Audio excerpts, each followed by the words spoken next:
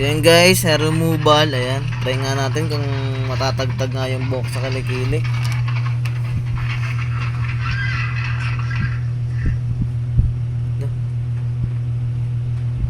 Teka lang, tulog na kaya si Charlotte? Hindi pa. Pero natagtag yung iba. So, mag-re-apply.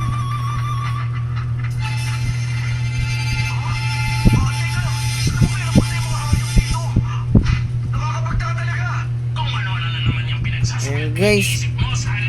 Pero ipinangako sa akin ni Miss Marie na hindi niya ibebenta ang radyo. Naniwala naman ako sa kanya. Ano ba nangyayari? Nakapag-desisyon ka na. Hindi naman niya siguro gustong itago yun sa'yo. Nakakainis pa. Effective yung hair removal natin. Parang napuputol lang siya. Si Charlotte at ang iba. O kulang pa sa babad yan siguro. Hindi, I mean, Ito kasi yan guys. Ayan.